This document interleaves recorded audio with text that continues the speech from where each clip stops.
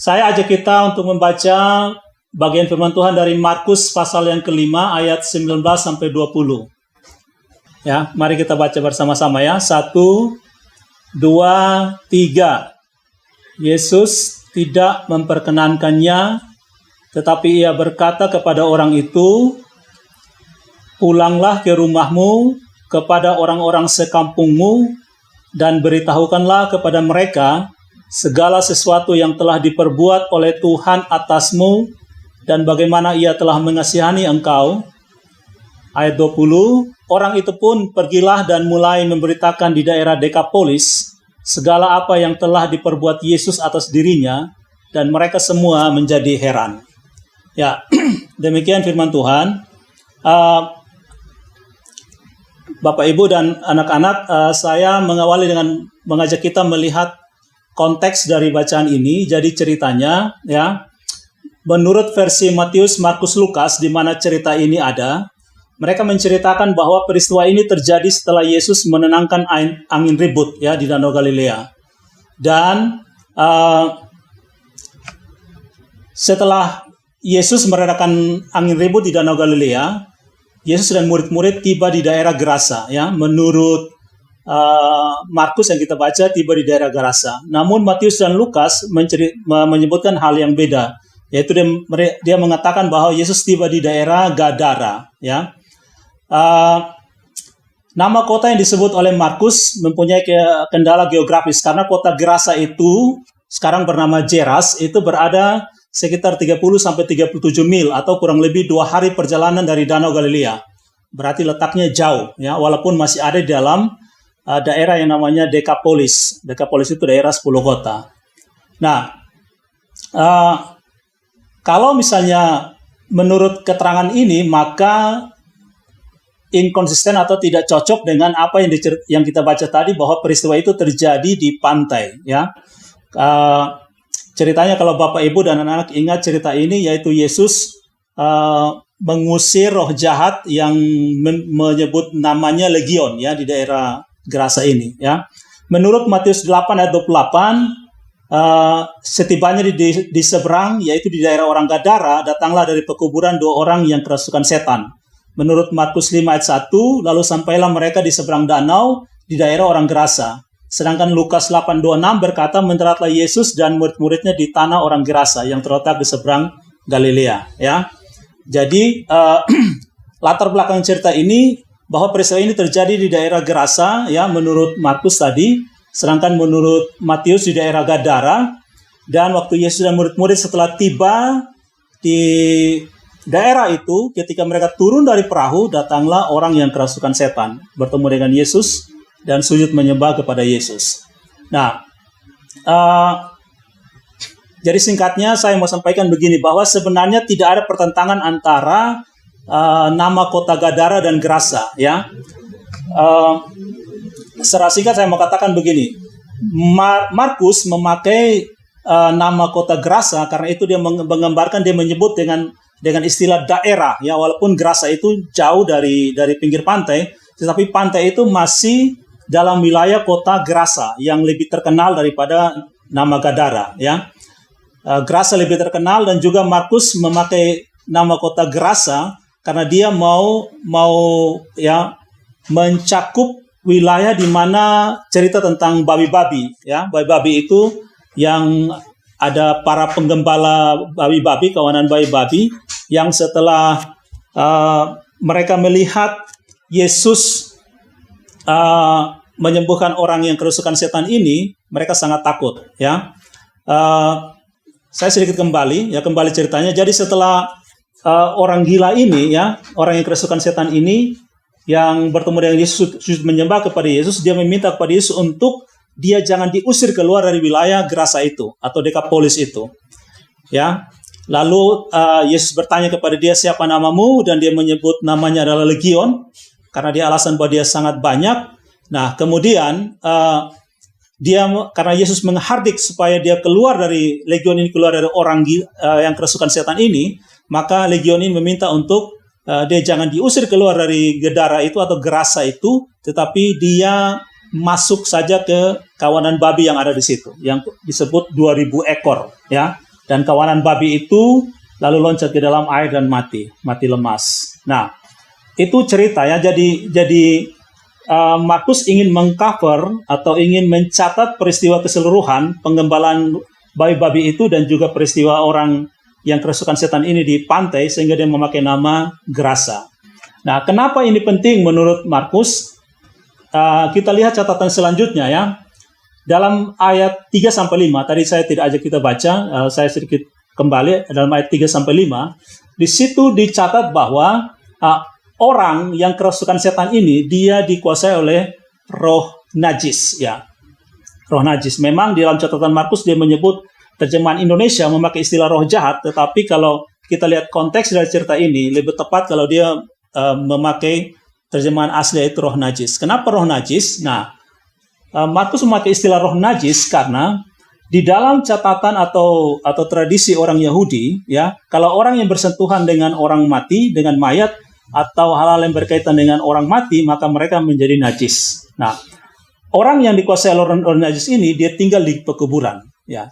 Dia hidup di situ setiap hari, dia diikat tetapi dia bisa melepaskan ikatannya walaupun dengan belenggu-belenggu yang sangat kuat. Kemudian di situ ada menceritakan juga tentang babi-babi ya, yang menurut tradisi orang Yahudi, hukum Taurat itu adalah binatang yang najis, sehingga ini memperkuat bahwa Markus memakai istilah roh najis ini sangat tepat. Benar-benar orang ini dikuasai oleh roh najis. Seperti itu, yang membuat orang ini tinggal di pekuburan dan dia meminta untuk masuk ke dalam kawanan babi-babi. Nah, Markus juga menuliskan bahwa orang ini tidak bisa dijinakan oleh siapapun, tidak bisa dikendalikan oleh siapapun. Bahkan ketika dia diikat dengan belenggu-belenggu yang sangat kuat, dia bisa memutuskan. Nah, dalam terjemahan Yunaninya memakai istilah damaso itu subdue. Ini satu istilah yang biasa dipakai untuk menjelaskan orang-orang yang menjinakkan hewan-hewan liar, gitu. Jadi orang ini sangat liar dan dia pun tidak bisa dikendalikan, dia tidak bisa dijinakkan. Tetapi luar biasanya ketika dia melihat Yesus, dia langsung sujud menyembah kepada Yesus. Dia takluk kepada Yesus Kristus. Nah, jadi kita sudah tahu ceritanya ya. Setelah itu Yesus mengusir roh jahat legion ini dan dia masuk ke dalam babi-babi, roh jahat atau legion itu, roh najis ini masuk ke dalam kawanan babi dan kawanan babi mati lemas dalam air. Lalu orang ini meminta kepada Yesus untuk dia diperkenankan mengikuti Yesus. Tetapi di dalam bacaan kalau kita baca sebelum ayat 19, di dalam ayat 19 tadi yang kita baca, Yesus tidak mengizinkan dia untuk mengikut Yesus kemanapun Yesus pergi. Tetapi yang Yesus minta adalah kembali ke rumahmu, kembali ke kampung halamanmu, dan ceritakan apa yang telah Tuhan lakukan di dalam hidupmu. Nah, Bapak, Ibu, dan anak-anak semua, ini bagian penting yang saya mau sampaikan di sore hari ini. Seringkali dalam hidup kita ya, kita pernah dengar istilah jangan ikuti keinginanmu tapi ikuti kebutuhanmu. Jangan hidup karena apa yang kau inginkan tapi apa yang kau butuhkan. Nah, hari ini Yesus mengajarkan kita dari cerita ini bahwa kita mesti berada di atas standar orang dunia yang berkata bahwa hidup karena kebutuhan dan bukan karena keinginan. Dari cerita ini Yesus mengajarkan bahwa hiduplah berdasarkan apa yang telah Tuhan lakukan dalam hidupmu dan ceritakan itu. Jadi yang mendrive hidup kita, yang menggerakkan hidup kita adalah kita rindu, kita ingin menceritakan apa yang sudah Yesus lakukan dalam hidup kita. Ya. Dalam 1 Petrus pasal 2, ya, 1 Petrus pasal 2 ayat 9-10 dikatakan begini, tetapi kamulah bangsa yang terpilih, imamat yang rajani, bangsa yang kudus, umat kepunyaan Allah sendiri, supaya kamu memberitakan perbuatan-perbuatan yang besar dari Dia yang telah memanggil kamu keluar dari kegelapan kepada terangnya yang ajaib. Kamu yang dahulu bukan umat Allah, tetapi yang sekarang telah menjadi umatnya, yang dahulu tidak dikasihani, tetapi yang sekarang telah beroleh belas kasihan. Belas kasihan Allah yang kita nikmati, itulah yang mendorong kita untuk kita hidup dan tujuan hidup kita adalah menceritakan apa yang telah Tuhan perbuat dalam hidup kita. Satu keunikan atau paradoks yang kita dapatkan dalam bacaan ini adalah Yesus terlihat di situ Yesus berbicara dengan legion, ya, orang-orang najis yang menguasai orang ini, dan permintaan dari legion ini dipenuhi oleh Yesus.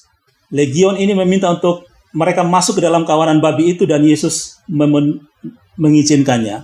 Tapi ketika orang yang dirasuki legion ini, yang sudah ditolong oleh Yesus, meminta kepada Yesus untuk dia mengikuti Yesus, tapi Yesus tidak mengizinkannya. Mengapa demikian? Ya, karena Yesus punya tujuan yang lain dalam diri orang ini. Karena Yesus ditolak oleh orang-orang Dekapolis, ya, setelah para gembala babi-babi itu melihat apa yang Yesus lakukan di dalam orang yang dirasuki legion ini, mereka sangat takut, sangat gentar. Lalu orang-orang sekampung itu, sekota Dekapolis datang kepada Yesus dan menolak Yesus. Tetapi Injil harus diberitakan di Dekapolis. Karena Injil harus diberitakan di Dekapolis, tapi Yesus sendiri sudah ditolak. Maka Yesus mengutus orang yang telah diselamatkan ini kembali ke rumahmu, kembali kampung halamanmu, dan ceritakan apa yang telah Tuhan perbuat di dalam hidupmu. Ceritakan bagaimana Tuhan menolong kamu. Ceritakan bagaimana kamu menikmati belas kasihan Tuhan. Ini yang mendrive dia untuk dia pergi, dan dalam ayat 20 tadi kita baca, bahwa dia pergi dan dia beritakan Injil, dan menurut kesaksian dalam ayat 20 bahwa mereka semua menjadi heran. Ya. Kiranya ini juga yang mendrive hidup kita, ini juga yang mendorong hidup kita untuk sepanjang hidup yang Tuhan masih anugerahkan kepada kita ini, kita menceritakan apa yang telah Tuhan beritakan atau lakukan dalam hidup kita. Apa yang telah Tuhan lakukan di dalam hidup. Bagaimana Tuhan menjawab doa-doa kita, bagaimana Tuhan memberkati kita, bagaimana Tuhan menolong kita. Kiranya itu yang mendrive kita, itu yang menggerakkan kita, itu yang mendorong kita, itu yang mengendalikan hidup kita, untuk kita hidup dan memberitakan apa yang Tuhan telah lakukan dalam hidup kita. Jadi hidup ini, kalau istilah bahasa Kupang, bahwa bukan tentang beta. Hidup ini bukan cerita tentang saya. Hidup ini bukan cerita tentang beta. Tapi hidup ini menceritakan tentang apa yang sudah Tuhan lakukan dalam hidup kita semua. Saya tutup dengan satu hal ini, Bapak, Ibu, dan Saudara. Sebuah berita disampaikan, itu semakin luas wilayah orang yang mendengarkan, semakin luas area di mana berita itu diberitakan, maka berita itu akan semakin penting. Semakin penting berita itu, maka semakin banyak orang yang harus mendengarkan. Nah, apa yang Yesus telah lakukan dalam hidup kita ini sangat penting. Jauh lebih penting dari itu adalah bahwa Yesus sudah mati untuk kita. Yesus telah menebus hidup kita. Itu berita yang sangat penting. Makanya dalam Matius pasal 28 ayat 18-20, yang kita kenal sebagai amanat agung, Yesus sampaikan kepada murid-muridnya, beritakanlah kepada seluruh dunia, jadikanlah segala bangsa muridku. Beritakan Injil kepada segala makhluk, menurut versi Markus 16. Beritakan Injil, semua orang harus tahu apa yang telah Yesus lakukan dalam hidupmu. Bagaimana Yesus sudah mati untuk kamu semua. Dia telah dikuburkan, dia bangkit, dan dia hidup kekal, dan dia akan kembali. Itu berita sangat penting, dan semua orang harus tahu, semua orang harus dengar. Dan itu harus diberitakan. Ya, kiranya ini mendorong kita, ini yang mendrive kita, ini yang menggerakkan hidup kita, untuk hidup yang masih Tuhan anugerahkan ini, kita gunakan untuk memberitakan apa yang telah Tuhan lakukan dalam hidup kita. Sekali lagi saya kutip dari 1 Petrus 2 ayat 9-10. Kamulah bangsa yang terpilih, imamat yang rajani, bangsa yang kudus, umat kepunyaan Allah sendiri, supaya kamu memberitakan perbuatan-perbuatan yang besar dari Dia, yang telah memanggil kamu keluar dari kegelapan kepada terangnya yang ajaib. Kamu yang dahulu bukan umat Allah, tetapi yang sekarang telah menjadi umat Allah. Yang dahulu tidak dikasihani, tetapi yang sekarang telah beroleh belas kasihan. Mungkin di dalam kesaksian kita, beberapa bagian dalam hidup kita, ada permintaan yang kita minta kepada Tuhan, tapi seolah-olah Tuhan berdiam diri. Atau mungkin seolah-olah Tuhan tidak menjawab. Atau mungkin bahkan ada yang merasa bahwa Tuhan tidak peduli dan sebagainya. Tetapi jauh di balik semua itu, 1 Petrus 2, 9-10 berkata bahwa kamu yang dahulu tidak dikasihani, sekarang beroleh belas kasihan. Yang dahulu bukan umat Allah, sekarang telah menjadi umatnya. Ada maksud Tuhan dalam hidup kita, yaitu kita memberitakan apa yang telah Dia lakukan dalam hidup kita. Kesaksian yang lahir dari sebuah pergumulan hidup dan penderitaan itu jauh lebih meyakinkan ketimbang satu kesaksian yang misalnya apapun yang kita minta kita dapat. Tetapi kesetiaan seseorang itu teruji ketika dia melihat berkat Allah itu bukan dari materi atau dari apa yang setiap kali dia minta dia dapatkan. Tetapi dia jauh melihat lebih ke dalam tentang kasih setia Allah. Karena Allah sangat mengasihi kita, maka bisa jadi tidak selalu permintaan kita itu Dia penuhi. Karena Dia ingin membentuk kita menurut caranya, supaya kita jauh lebih mengenal Dia dari kasih setianya dalam hidup kita. Kiranya Tuhan memberkati kita semua, Bapak, Ibu, dan anak semua. Mari kita mengucap syukur atas firman Tuhan ini. Kita berdoa. Bapa di sorga, kami bersyukur untuk kasih setiamu, untuk firman Tuhan yang telah kami dengarkan, renungan yang singkat ini. Kiranya mendorong kami untuk terus bersyukur kepada Tuhan, mengenal kasih setia Tuhan, dan mendrive hidup kami, mendorong hidup kami untuk memberitakan perbuatan-perbuatan Tuhan yang besar dalam hidup kami semua. Terpujilah namamu sampai selama-lamanya. Kami selalu memberitakan tentang kasih setia Tuhan Yesus Kristus, kematian, kebangkitan, dan hidup kekal. Dia akan kembali membawa kami, menjemput dan membawa kami ke tempat di mana dia berada. Terpujilah namamu sampai selama-lamanya, di dalam dan demi nama Tuhan Yesus Kristus. Haleluya. Amin.